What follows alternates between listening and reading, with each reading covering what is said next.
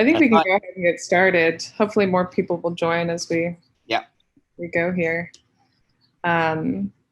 So the agenda tonight, we have a report from the Executive Board Search Committee. Out of that report came a proposal to do a bylaws amendment to split up the vice presidential role. So we'll first visit the bylaws amendment, and then we will hear from the Executive Board Search Committee. And then lastly, we're going to hear from Jean Cohen about the... It's just not on the television. And also open it up to any questions anyone might have about the ballot. If you have not already voted, I would encourage you to get your ballot now and fill it out during the meeting. And as always, this meeting is recorded. So if you do not wish to be recorded, please mute yourself and hide your video. All right, Michelle, you want to talk about the bylaw amendment? Yes, thank you, Jenny, and welcome everyone. During the course, I serve on the Executive Board Search Committee, and during the course of our meetings, we interviewed candidates, and we realized that the job of vice president, as it was described in the bylaws, was would be better performed by dividing some tasks, key tasks, into two positions. Those tasks would be, given the, demands on everyone's time with COVID and all of the other, things that we all have going on, trying to homeschool our kids if you have small kids and so forth, it would just be, less difficult if we subdivided that task. And I looked into it, and other clubs have multiple vice presidents, just like companies have multiple vice presidents. And so the proposed bylaw amendment is to add an officer. So we would have two vice presidents, a vice president for outreach and a vice president for operations. And the operations vice presidency would handle the committees, making sure the committees are staffed, and also substituting for the president when the president cannot be present. And the outreach vice president would deal with the membership, and also with organizing and recruiting new members and building alliances and helping the club to get more active and engaged with community organizations and organizing. So the amendment's pretty simple. You have a red line. We have not increased the size of the board. The board will stay at 17. So we decreased, we didn't decrease anything because the current bylaws say up to 13 at-large members and 4 officers. So now we will have up to 13, and Ken will talk about the slate, at-large members, and 5 officers instead of 4.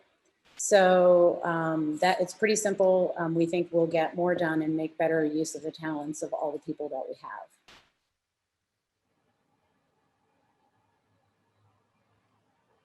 That's it.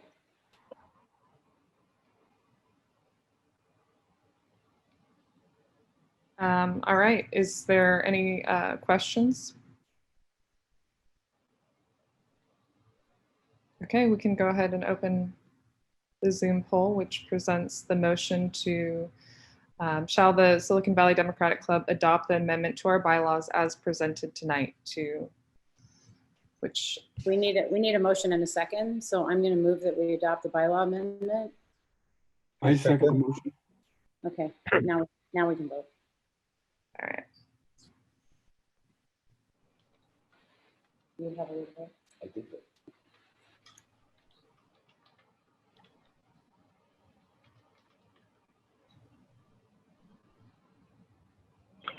Hi, Jenny.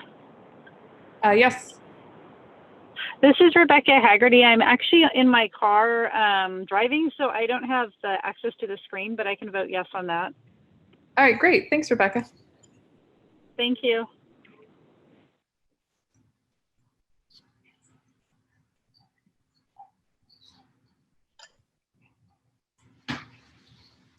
Okay, so the poll will close.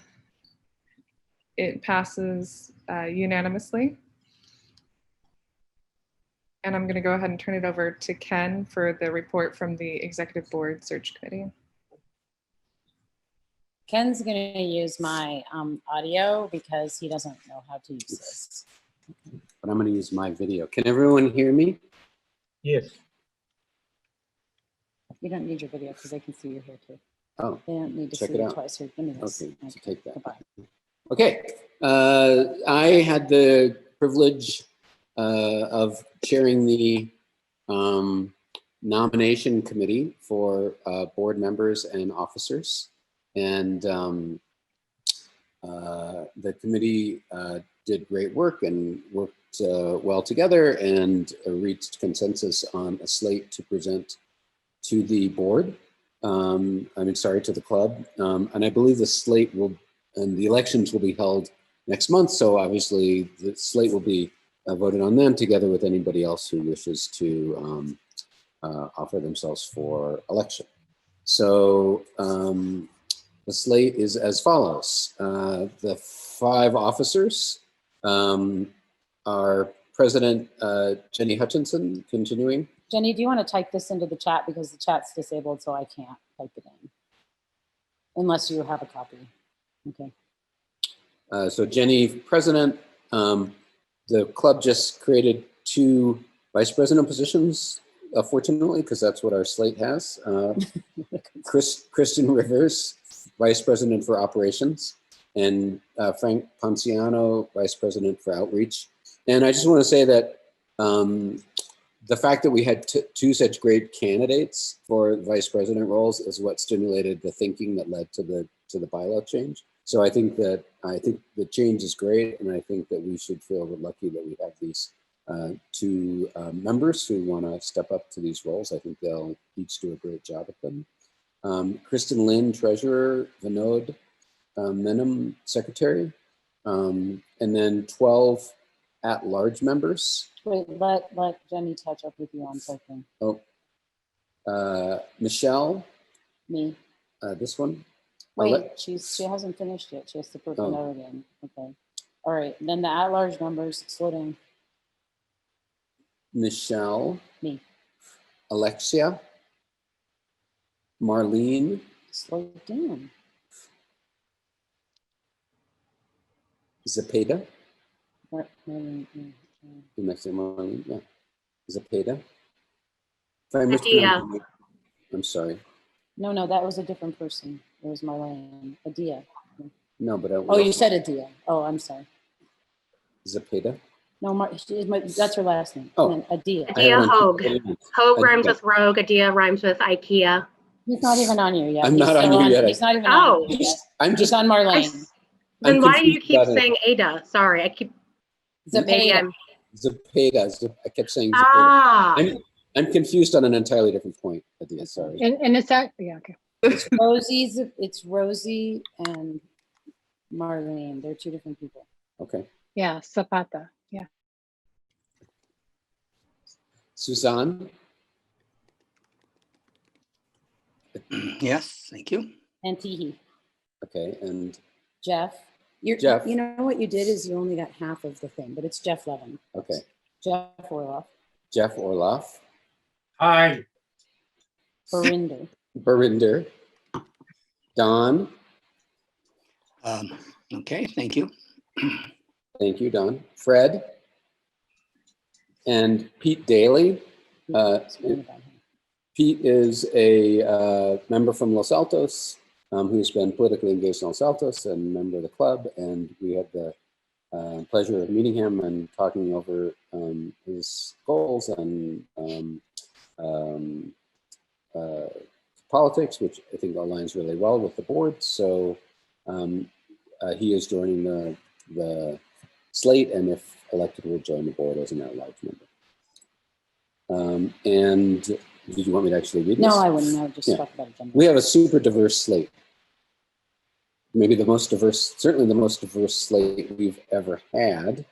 Officers are majority underrepresented minorities and majority people identifying as female. And the board is diverse in many other ways as well, which I'd be happy to talk about if we are interested. So we're pretty proud of the representation that we have on the board. We think it met our bylaws because the bylaws specifically, now our new bylaws specifically call for increased diversity on the board. Okay, any questions about the process or about the slate?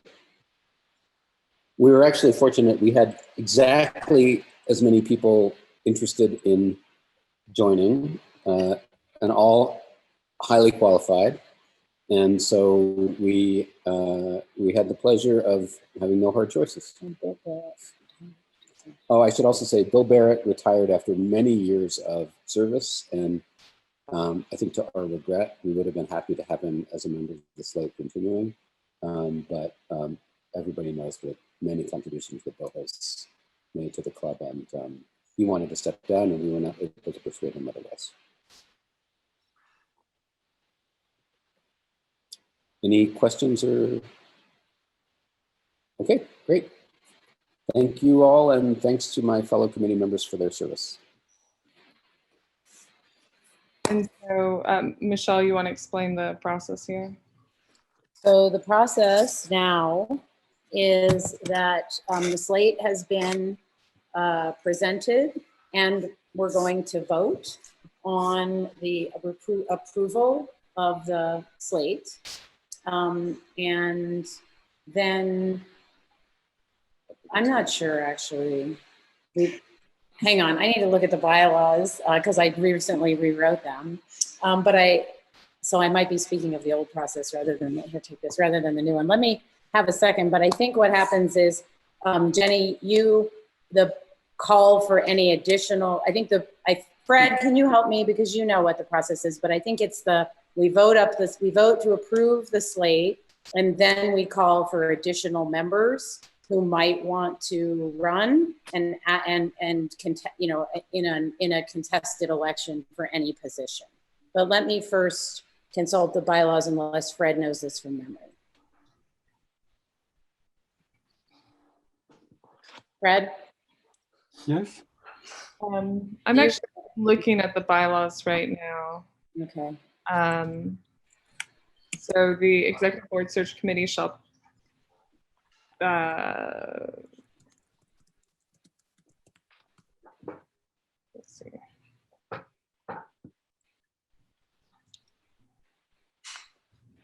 I apologize for not knowing this. I think I did know it and I forgot. Bylaws. Oh, thank you for making that nice link, Jenny. Okay. Okay. The elections are toward the end.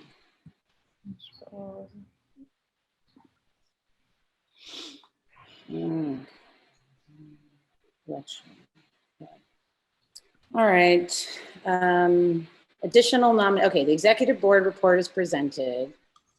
And then additional nominations may be made from the floor. Okay, there's no vote at this time. You need to ask for any additional. Right, Jenny, you just asked for any additional candidates. That's what happens. Yeah, are there any other I additional? think I eliminated the intermediate vote because I was like, why do we even have this? Okay, go ahead.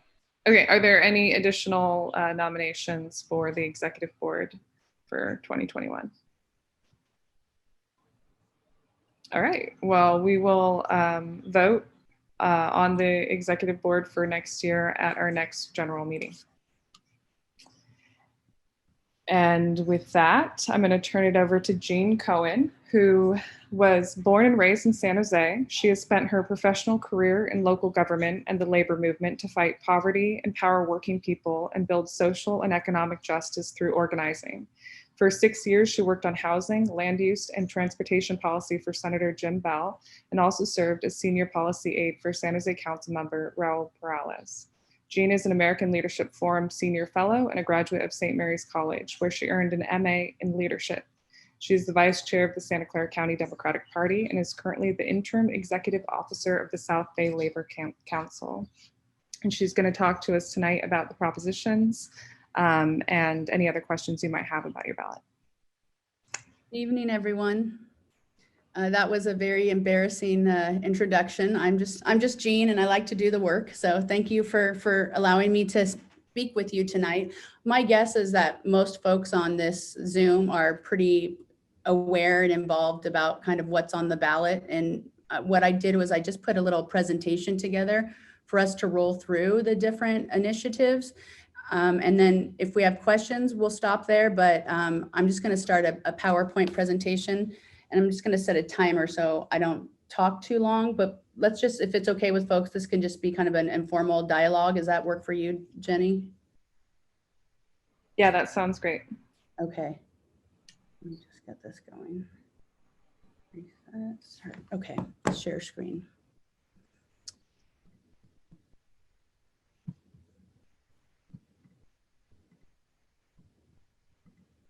Okay, can you see that? Is that your logo? Yep. Okay, great. So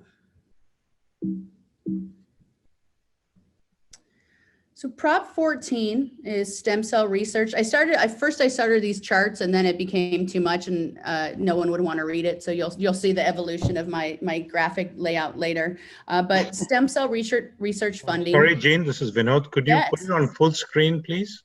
Sure. Let me see. Lower right of your screen, if you can hit that. Yeah, just present rather than notes. Oh, I see. There? Yeah. Yeah, Okay. thank you. No, thank you. I didn't know. Okay, so Prop 14, stem cell research.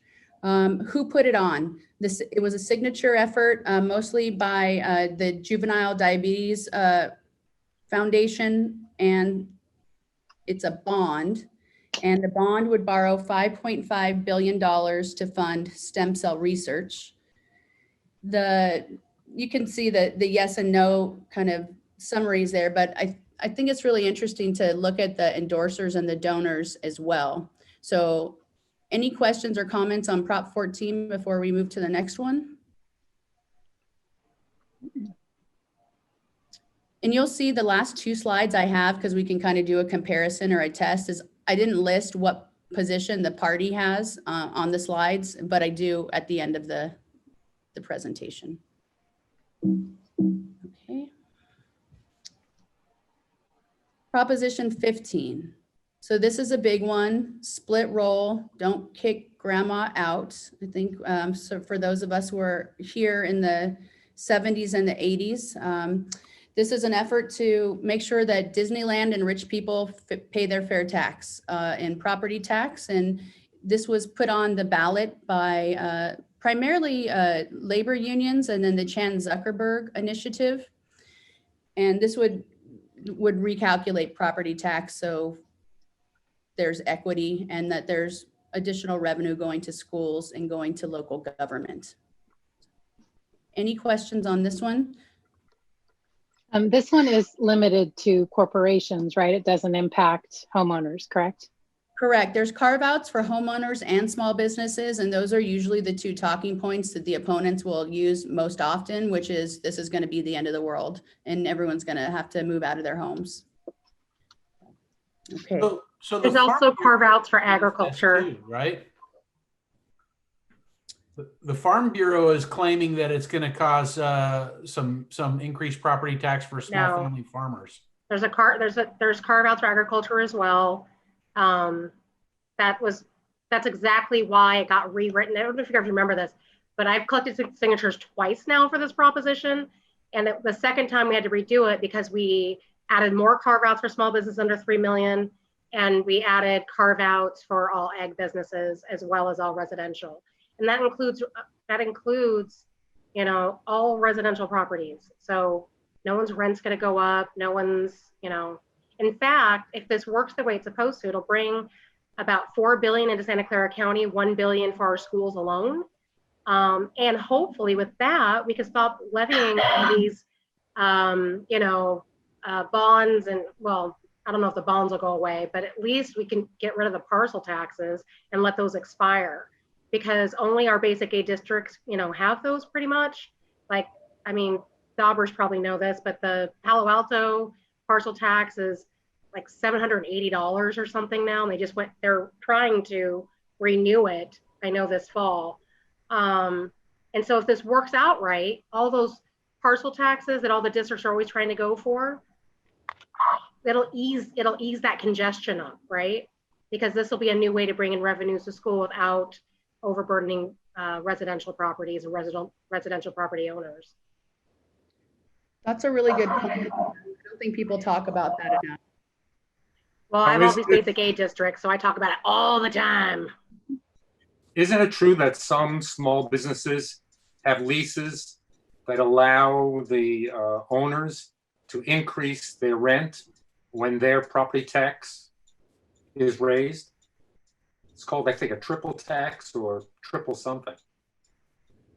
Listen, I don't know if you guys read through that 6-page petition, but it specifically carves out small businesses. It specifically carves out all property that is not. Okay, let me put this the other way, because I don't know about this triple tax business. I've never heard that before. What I do know is that about 90% of this is going to be paid by the top 6 businesses in the state of California. Think Disneyland, think Chevron, I mean, they will try to confuse you every which way with these ads that they are running because they are so desperate, but none of that crap's true. Yeah. Okay. Prop 16, repealing the ban on affirmative action. So this was put on by the legislature, and there was a lot of discussion even when that bill was being debated in Sacramento. It's a constitutional amendment, and it would overturn Proposition 209. We are one of the few states that does not have an affirmative action policy or program, and you can see the results of that by looking at the opportunities or lack thereof for education in California for certain parts of our communities that really don't have access. Supporters and donors for this one, you can see down there. I'm not sure who Quinn Delaney is, but she seems to have a lot of money and supports a lot of progressive things, so we should get to know her. And then the opponents, it's kind of a random group down there too. This is important. It should pass because we shouldn't be a racist country and a racist state or a sexist one. Okay. Proposition 17, voting rights for felons on parole. I'm personally just really, really interested in this proposition. It was put on by Senator Kevin McCarthy, and it's a constitutional amendment, and it would allow Californians who are on parole to vote. There's a little bit of a summary there. I'll let folks look at it.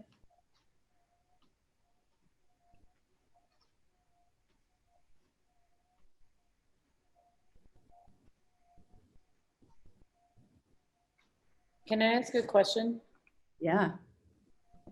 So as you go through each of these, can you mention, like, if there are people running for local office who support or oppose that you're aware of any of these, like Prop 15 and Prop 16, like, because we have a lot of contested local races, so maybe you can tell us who if you don't know off the top of your head, it's fine. I'm not, expecting you to know stuff, but if you do know, that might be interesting. There's a couple that I do know, Michelle, and very specifically, I know that in the Senate District 15 race, Dave Cortese is a strong proponent of Proposition 15, and Ann Ravel does not support Proposition 15. 15 is the split roll on prop to take away the damage of Prop 13, correct? Correct. Ann doesn't support the split roll? Look at who her donors are. I'll tell you a whole lot. Wow, that's disappointing. Okay. What about the racist one? The anti-racist one? So that one where I think there was more heartburn when that was being discussed in Sacramento before it became an initiative. We do have a Board of Supervisors race in Santa Clara County where one of the candidates didn't vote for the bill that was introduced to create this initiative. Oh, who was that? You're referring to the previous slide? Sorry. Sure. It's showing 18 or? 17, sorry, let me go back. This one? Okay. So Two. which one were you talking about just now? 16. So who didn't support 16? So in its form as a proposition, I'm not aware of anybody locally that doesn't support it. But when it was a bill being introduced to craft this initiative that's on the ballot, Kansan Chu did not support it. Thank you. Sure. But like I said, my understanding is our entire delegation is enthusiastic about this. Okay. Okay to move on to the next one? Thank you. Sure. Okay. Prop 17. So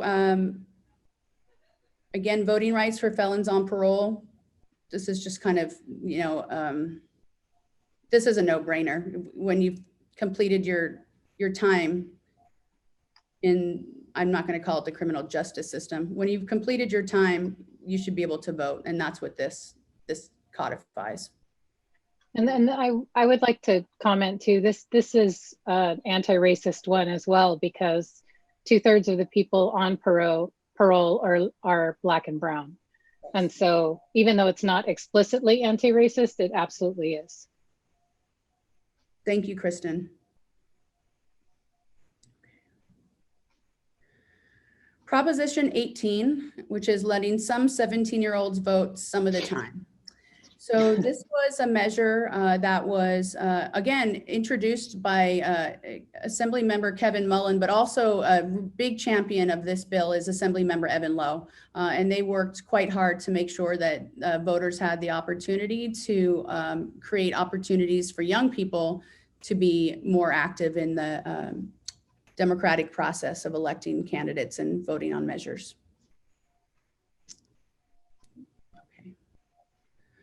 Proposition 19, property tax transfers and inheritance. Who put it there? The state legislature put it there. Looks like Kevin Mullen, sponsored by the California Realtors. It's a constitutional amendment. And let's see, what would it do? It would allow homeowners who are over 55, disabled, or victims of natural disaster to take a portion of their property tax base with them when they sell their home and buy a new one. I don't know a lot about this measure, but when I look at the supporters and the opposition, it fills me in a little bit.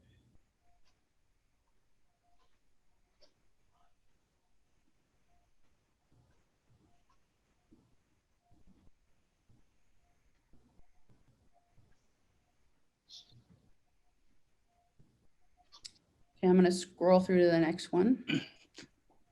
So my small thought on that is that since Howard Jarvis is against it, then I'm for it. 100%. That's how it works for me too. Right? I literally did the same thing. Although I was just thinking about how I know a few teachers that I work with, this is exactly how they're able to afford to live in Santa Clara County. They inherited their homes and the low property tax that came with them from their parents or grandparents. So kind of, I know that not everyone's happy with this, that's for sure. Yeah.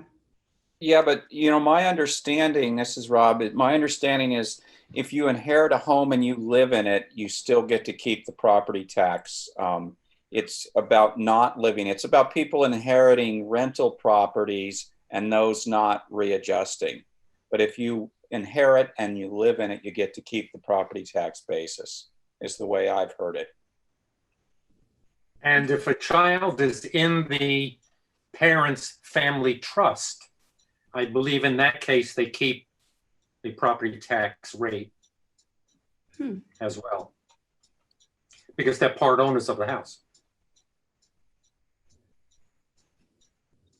Okay. I'm going to That is good information. That's very helpful information. Proposition 20, recategorizing criminal sentencing charges. This was put on the ballot through a signature gathering, and it's a constitutional amendment.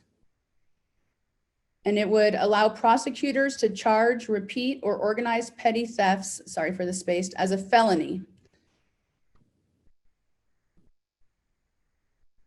Supporters look like it's public safety officers, some energy companies, and then it looks like some of the progressive folks, the Chan Zuckerberg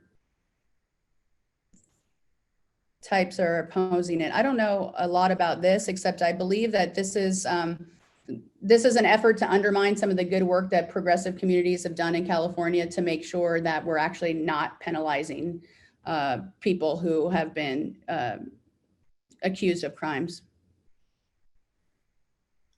I'd also say I believe racial justice organizations are kind of unanimously opposed to Prop 20. Yeah.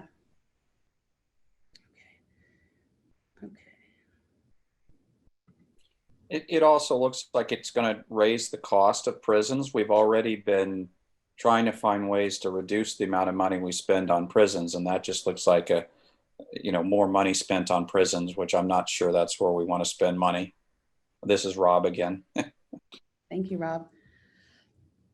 Okay, let's see. I'm going to move us forward to 21. So 21 is rent control. This was also put on via signature gathering. And I've been doing some research about this because it's interesting. It's funded by one organization in particular in Southern California called the AIDS Healthcare Foundation. And it would allow cities to apply new rent control ordinances. It doesn't do anything in terms of creating new policies, but it allows more flexibility at the local level to create more affordable housing.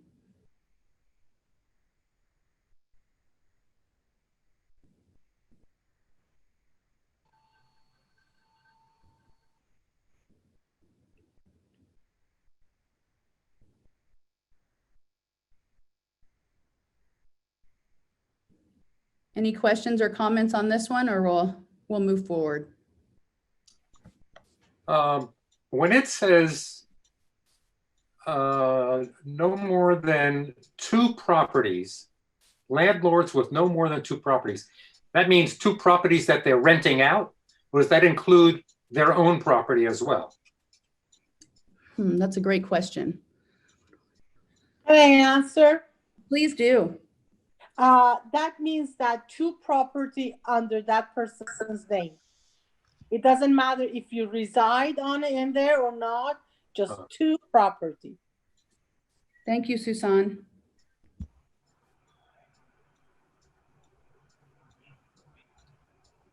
Hello, you've reached the Lambert. Please leave your name and number and leave a Proposition 22, I think we've heard a lot about this. This is going to be the most expensive ballot initiative in the history of the United States, which I actually don't consider as a badge of pride. I think it's disgusting.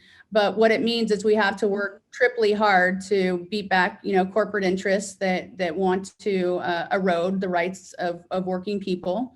And Proposition 22 does just that.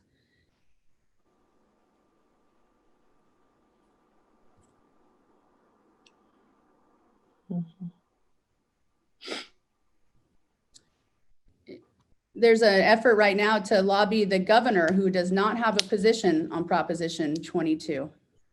So, is it also true, Jean, that once this is passed, let's say as written, that it'll require some 80% of Californians to reverse it or something of that nature?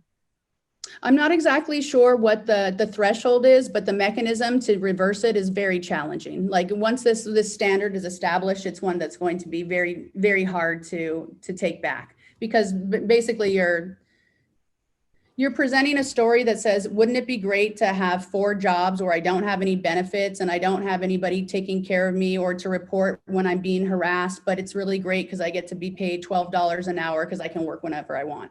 So that's pretty much the life that they're, presenting to the next generation, and also to people who are retired and poor and everything else, right? So Proposition 22 is really important that it doesn't pass. And there continues to be, billions, millions of dollars being spent on this one. So you forgot to mention the COVID that they can get from their customers as an additional employee benefit. You can have COVID with no insurance, so it's your lucky fucking day. Yeah, I mean, similar to bus drivers, right? They're first responders in a sense that you don't really kind of consider when you're building that list. But it's very dangerous work, and it's dangerous work with no health benefits or recourse also for women who are dealing with harassment and other issues. There's nowhere to go anymore. What about the issue of people that just want to use it kind of as a second job, not a full-time job? Will they essentially not be able to do that work anymore? I believe my understanding is that no, they can do that work. It's just going to be a modified type program that doesn't have the negative impacts that this current proposal introduces. It doesn't seem to me like if it fails, if the measure fails, then the people who currently drive for Uber and Lyft and DoorDash, etc., will still be able to drive for Uber and Lyft and DoorDash, etc., right? But they're subject to the prevailing policies for labor in general. And by the way, I think it's 88% is the threshold for modification. It's not to reverse it, but it's just to modify it or amend it in any way. It's an 88% threshold. Yeah, I think it's 778. Okay. Nikki, you have your hand up?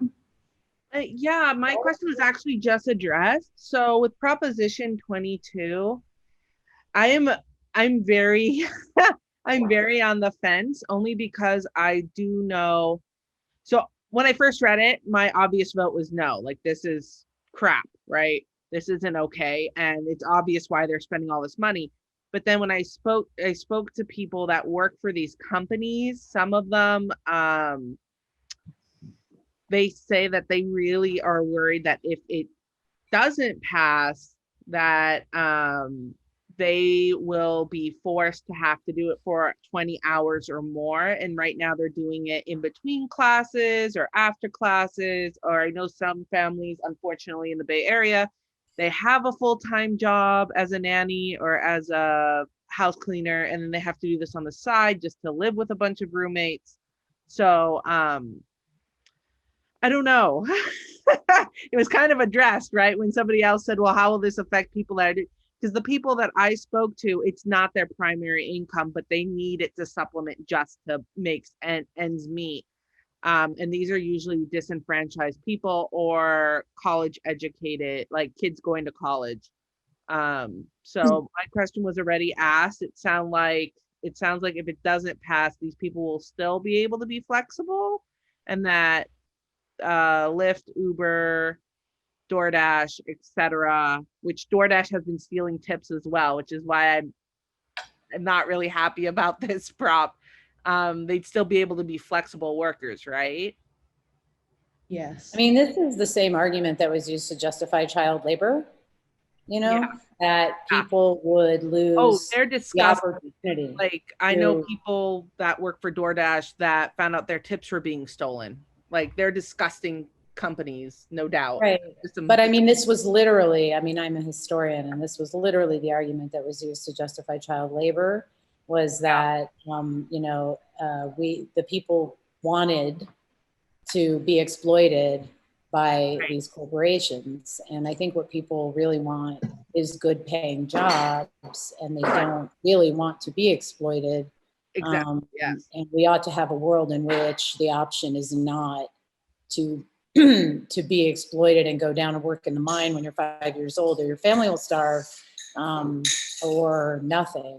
We ought to be providing people the opportunity to be employees so that they can unionize and obtain benefits for themselves. And independent contractors are not covered by the National Labor Relations Act. They can't unionize. So they have a very hard time engaging in collective bargaining to obtain better benefits for themselves. And I think that is one of the very serious problems with this, one of many very serious problems with this. Yeah. Thank you for that. I'm sorry I came in late. I was having internet issues, but this one's just been weighing heavily on my heart because my instinct is to vote no because it's so exploitative, like you've said. So thank you for telling me that this was how they justified child labor. I am not a historian, so I appreciate that perspective. It's just been weighing because I'm not disenfranchised. So I'm like, I don't know what it's like to need these gig works to make ends meet. So I felt weird voting on it and I was going to leave it blank. And I'm like, I don't know what I should do. So thank you so much, Michelle, for giving me that different perspective. Thank you, Nikki. Kristen, you have your hand up? Yeah, I just wanted to offer too, I know it's not exactly the same thing, but I'm thinking of, when I was a high school kid working in a pizza place, it was definitely not 20 hours. It was definitely not full part-time, but it was a regular business. So if I didn't want to have 20 hours, then I would not get the healthcare offered to me, but I could still work, those 15 or 10 hours or whatever. And I think the idea that if I don't work 20, I won't be able to work at all is not accurate. Yeah, thank you. It's just that they're saying they couldn't have, like at a restaurant when you work, you get set hours and they don't like the idea of set hours because some of them will literally DoorDash in between college classes. But at the same time, there was a huge controversy where DoorDash was stealing tips. So I really do not like these companies. I think that they're exploitative. I know that they've ruined people's cars and there's no insurance for the cars. They put people in harm's way, especially with Uber, especially female drivers. So it's just been weighing. So I appreciate you guys even having this talk because I felt so like confused that I wasn't going to vote at all. I was just going to leave it blank. I'm like, I don't want to, because I was disenfranchised. I'm no longer disenfranchised. So I felt like, well, should I really have a voice in this prop? So thank you for having this discussion tonight. It's really helpful. The props are the only thing semi left open for me. All right, so we have Dawn, and then it'll be Pete, and then Rohan. Yeah. So my question is there any possibility of drivers for Lyft and Uber getting unionized? Is there any laws against that or any rules, or is there any union that's stepping up to try to organize them? That's a great question. That's part of the union breaking that's going on, union busting, is that as an independent contractor, you're not given the collective bargaining rights that everyone else is. And you can also not, I just found this out, you can't bargain a contract for one person as a CBA. So no, the answer is theoretically, absolutely. You should be able to organize any group of workers who want to join a union, and they should have the right to be able to say yes or no. In this situation, they don't even have the ability to make that decision. Well, if this passes, pretty sure it will. That is, that will get defeated, I should say. That and so that, like my brother-in-law, for example, drives for Uber, and he voted for this. I think it's because he's afraid of losing his job there. Is there who is stepping up to try to, form some kind of protective organization for these people? Yes, that's a great question. So the California Labor Federation is working with different communities to make sure that unorganized workers, especially those in the gig economy, are being organized at the local level. Even if they're not formally bargaining for a contract, they're creating relationships and building power, so then they can use that to have those conversations with the employer. Yeah, good.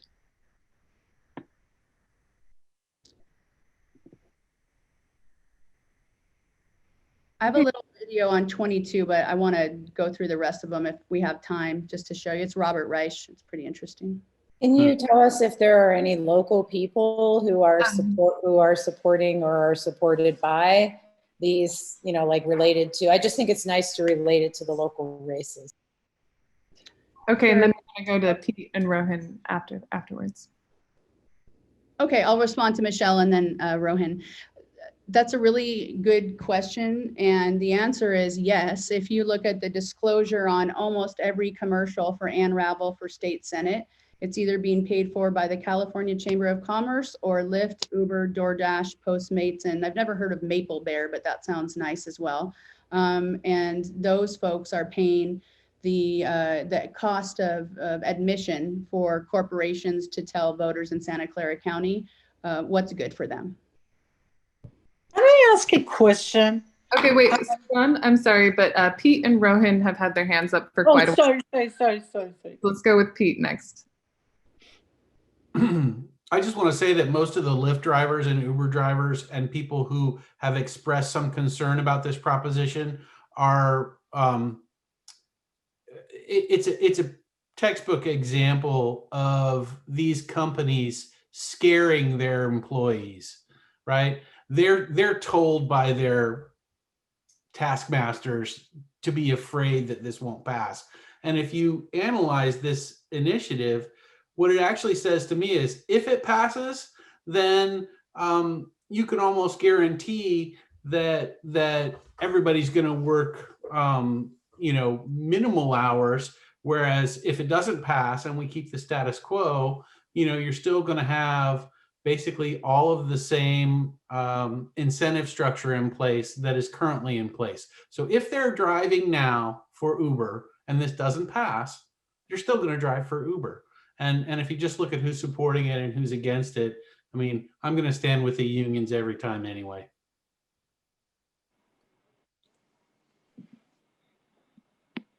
Thank you, Pete. Rohan? I also just wanted to briefly throw in that I think it is still possible or feasible to address the concerns that people have about, oh, can they maintain really part-time hours? Can they stay flexible? Those are things that can be addressed and should be addressed with labor leading that conversation instead of having it just be Uber and Lyft basically kicking and screaming when AB 5 was passed. And if this proposition passes, then we have there is basically no way to address this legislatively.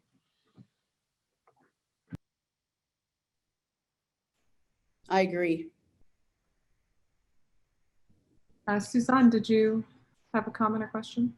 I was just it's off the subject, but I am just so surprised by ANRAVEL that what she used to represent and what she has turned out to be just because she wants to win for the Senate race is just unbelievable. That's just all I have to say. Does anyone know why?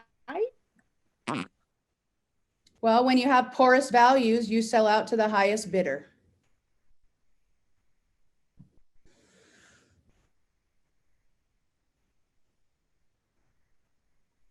It is disappointing, Suzanne. I think that everyone was really hoping that we'd have really two strong candidates to represent us in Sacramento. And right now it appears that corporate America is definitely, identifying their preferred favorite. So we got to keep talking to voters to win.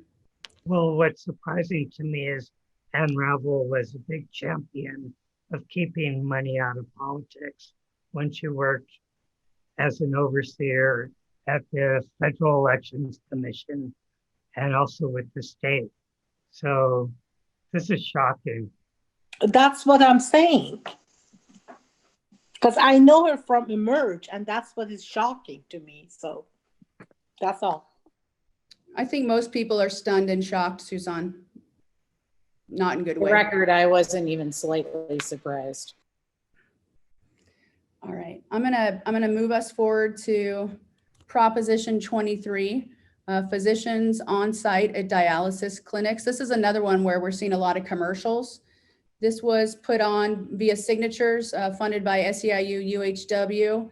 And it was a statute that would require physicians be on site at dialysis clinics. And no surprise, the supporters are SEIU UHW and the opponents are DaVita and other dialysis companies. I believe the nurses union is also a supporter of this, but I'm not sure. I have to ask my sister. I think that is correct. And just to clarify, the reason that the corporations are against it is because they don't want to have to hire one of these staff members to be on site, that they have these clinics without them. Is that what's happening? Yes. Yeah. Okay. In a nutshell, it's about staffing ratios and what's good for patients and what's good for the bottom line. Right. No, I totally understand why you would want it. I was just trying to understand why they were fighting it. So, okay, thank you. That's why. Okay, thank you. Anything else on Prop 23? Okay, let's roll through. Here we go. Prop 24, add new consumer privacy rules. So this was put on via signature gathering funded by Alistair and Celine McTaggart. I have not done research on these folks yet. And it would strengthen California's already strongest in the nation consumer privacy law and establish a California Privacy Protection Agency. And it looks like the major opponents are the Consumer Federation and the nurses. Do folks have any information about this measure?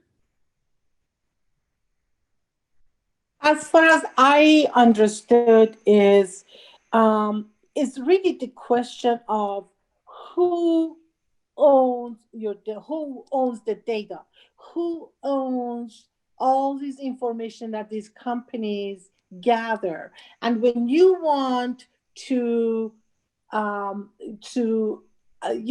you want to ask these companies not to publicize your data, your information, it would be very, very difficult. It won't be with one click or two clicks to stop that. It would be literally to the point of you have to write a letter to them and asking them to remove your data and not to publicize it. It's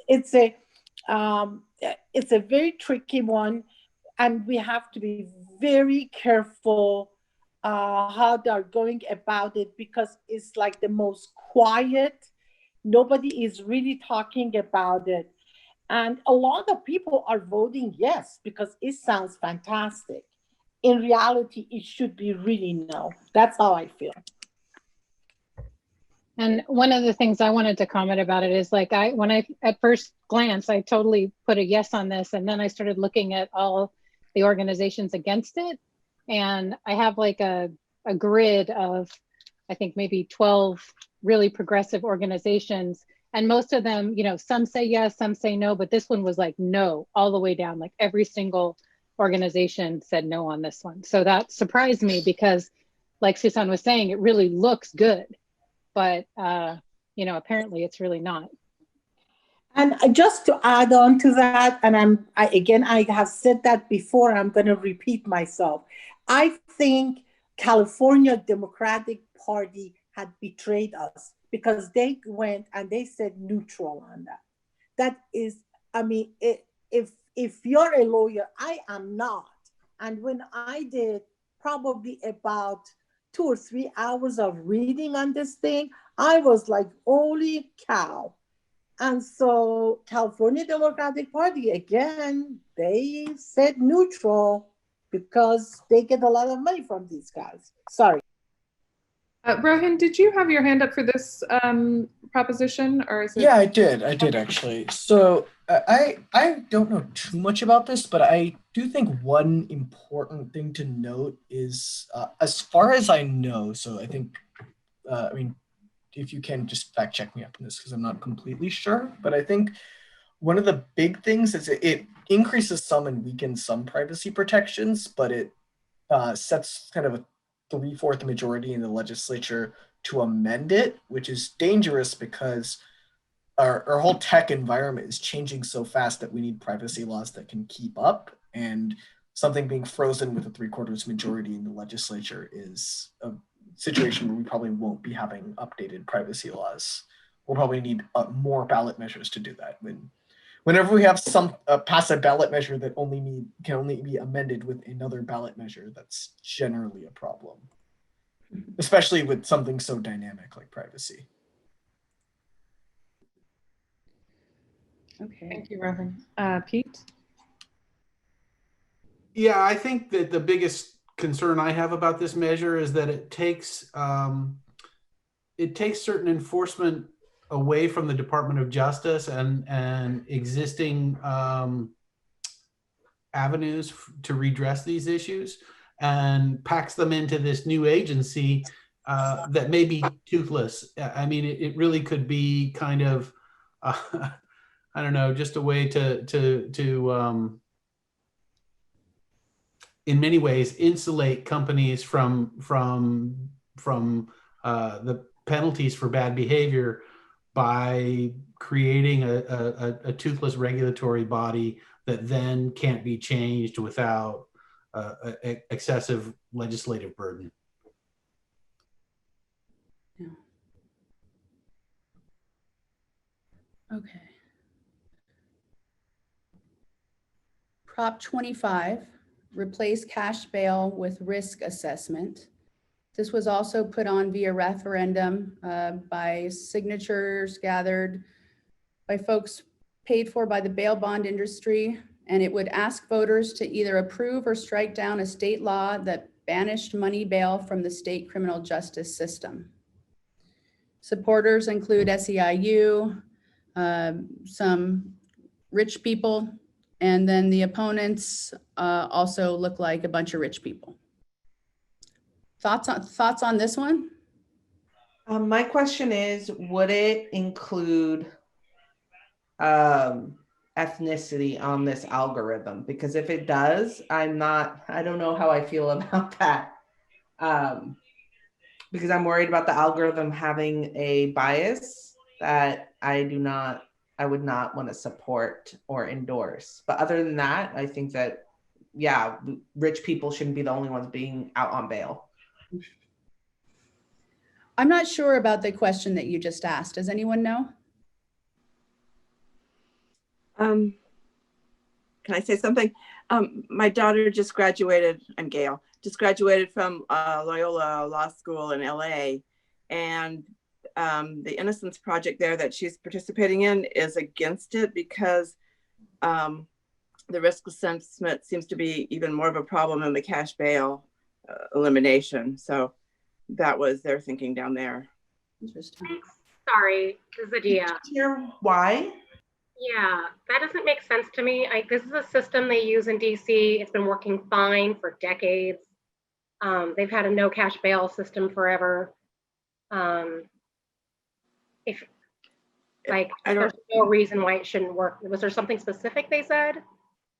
Just that the criteria, the risk assessment criteria may not be fair.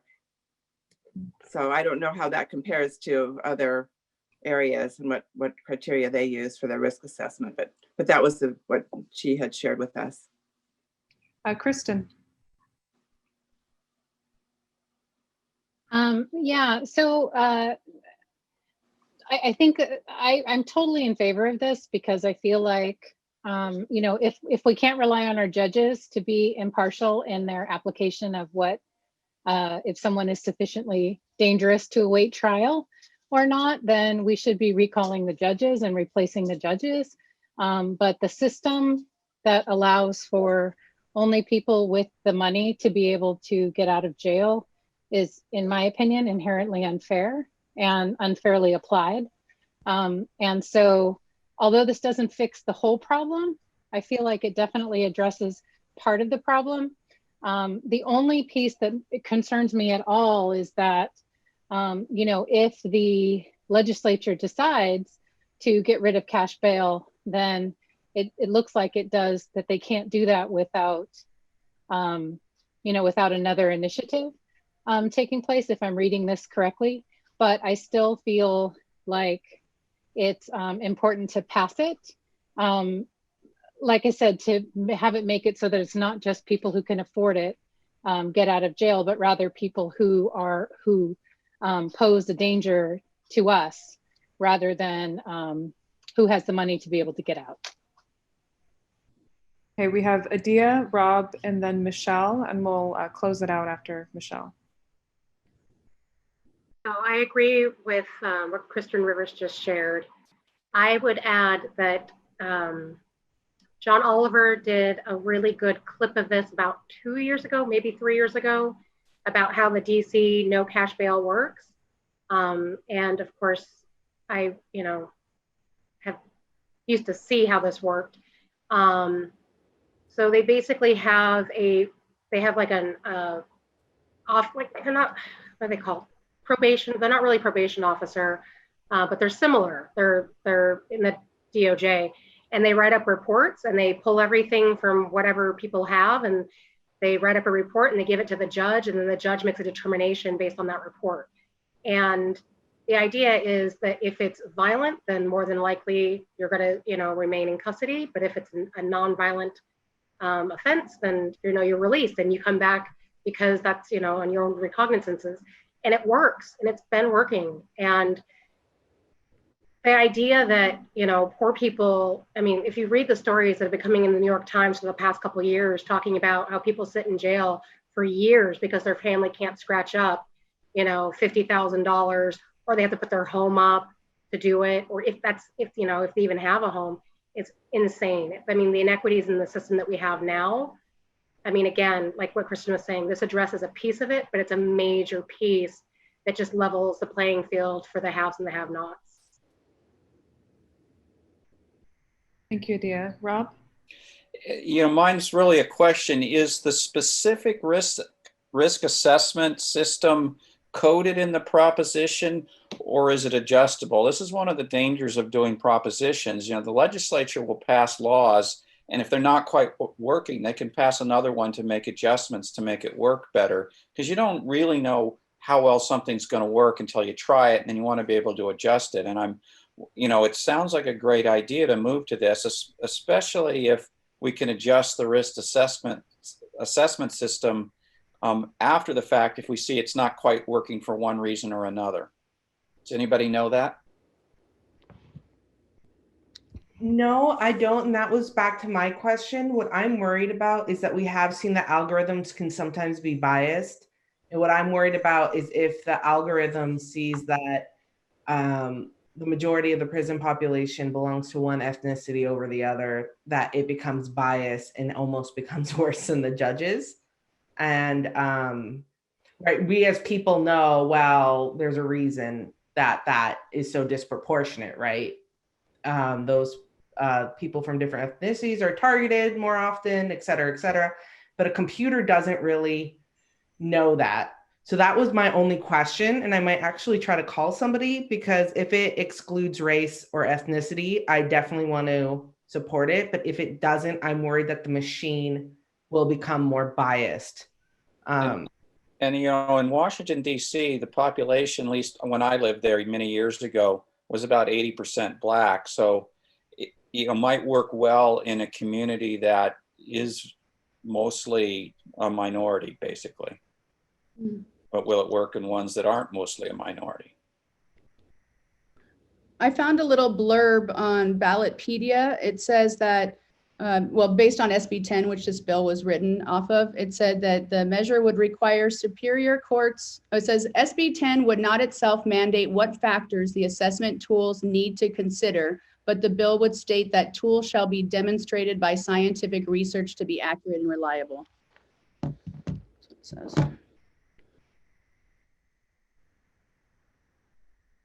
Well, that sounds good then, actually. Yeah. And then the last question from Michelle.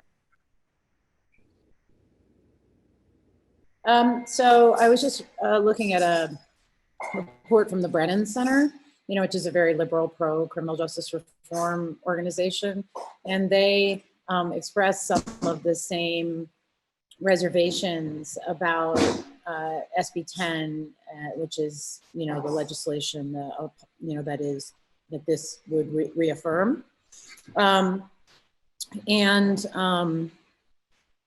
I think that the issue is that even if the assessment tools are not inherently biased, there's, sort of overtly biased, there's a lot of bias that is baked into these assessment tools, like past criminal record. Well, who is more likely to have a past criminal record? A person of color. And why? Because the police spend a lot more time looking for criminals in poor Black neighborhoods and surveilling African-American people and arresting them. And they're more likely to be convicted once they're in the system. So I don't think that the concern about the tool is frivolous. I also don't think the concern about judges, obviously I don't think that is frivolous either, because judges have their own biases, whether unconscious or conscious or some combination. That said, I don't think the answer is to charge people money for their release and foster a large bail bonds industry. I think the answer is to expose the inequities and biases in these tools and in the judges, and then work through a political process of trying to change the tools and remove the judges who make racist or otherwise biased determinations. But I don't think the concern is frivolous. Brock Turner was a good risk. Lots of poor Black and brown people aren't considered a good risk under these pre-trial release tools. Yeah. Okay. And I think we have to end it there because we are past time. Jean, thank you very much for. Sure. Did we get to the end? We got to the end, right? Yeah, this is the end. I just put up this summary, and then awesome. Just if you want to see it later, this is the Labor Fed summary. I think we're aligned. I think the Democratic Party and the labor movement are almost aligned completely on these measures. And there we are. How'd that happen? I want to thank you guys all for hosting and for the good conversation so that I can finally make up my mind. Thank you. Jean, that was great. Thank you so much for doing this. Yeah, and I'll go ahead and repost in the chat the spreadsheet that Michelle had sent out from that shows the position of some different organizations. Here's what you need to know about Proposition 20. Oh, can we see the video? Show us the video, Jean. I'm watching that on my phone. Okay, yeah. Let me put it in the video. Jean, would you also be able to share your presentation with Jenny? Yeah, no problem. Thank you. Just so you know, those aren't my original thoughts. Got it. They were still good thoughts. Thank you. You presented them in an original way. Okay, can you guys see his face? Yes. Okay, let me press play. 2 on the California ballot, and why I'm urging you to vote no on this corporate power grab. Right now, massive corporations like Uber, Lyft, DoorDash, Postmates, and Instacart are pouring nearly $200 million into a giant PR campaign designed to get you to vote for this. It's their measure. They put it on the ballot. And it's the most expensive ballot measure ever, not just in California, but in the entire country. Prop 22 would allow companies like Uber and Lyft to continue to misclassify employees as independent contractors and eliminate the rights of millions of other workers who'd no longer be entitled to unemployment insurance, overtime, sick leave, protections against discrimination and sexual harassment, or the right to collectively bargain for better wages and working conditions. A study by my colleagues at UC Berkeley found that under Prop 22, Uber and Lyft drivers would be guaranteed only $5.64 an hour, a far cry from the $13 an hour minimum wage they'd otherwise get. And the vast majority would not qualify for the health benefits outlined in Proposition 22. Uber and Lyft claim most drivers want to remain independent contractors because they prefer the flexibility. Well, that's rubbish. Uber cites 2 surveys to support this claim, one of them unscientific and the other paid for by Uber itself. The fact is, Uber, Lyft, DoorDash, Postmates, and Instacart and other corporations are spending hundreds of millions on this ballot measure so they won't have to pay the cost of worker rights and protections. By not paying into unemployment insurance, for example, Uber and Lyft have saved a combined $413 million since 2014. But as a result, their drivers don't qualify for unemployment benefits. Make no mistake, Prop 22 is a lousy deal for Uber and Lyft drivers and for millions of other workers.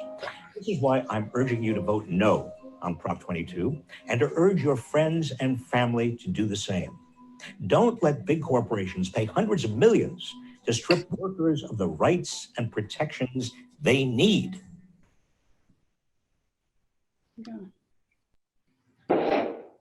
Oh, thank you, Yeah, Jean. that was great. Thank you, Jean. Thank you so much. Also, everyone Google Jeffrey Toobin and Zoom as soon as you get off this call. Just go to your computer and Google Jeffrey Toobin Zoom. That's, I was gonna say, I've been following that since this morning.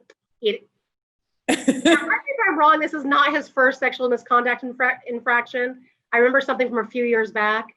Yes. Yeah, but this one's. What I love about this is that his excuse was that he thought he had turned his video off, but he knew he was still in a work meeting. Like he was in a work meeting and he was masturbating, and he said his excuse was, well, I thought I turned my video off, but he didn't think he wasn't in a work meeting tonight. We can do this afterwards. I mean, I just think it's entertaining. I'm sorry, I'm just socializing. I'm, COVID. Anyway, gotta find your entertainment. So we are over time, so I do want to close out the meeting, but we're going to stay on to break the bed. Meeting's adjourned, fine. So our next our next general meeting is going to be November 16th. It's the third Monday at 7 p.m. We'll have Melissa Michelson come out to do a post-election analysis for us. And with that, the meeting's officially adjourned, but you're welcome to stay on and make fun of Jeffrey Toobin.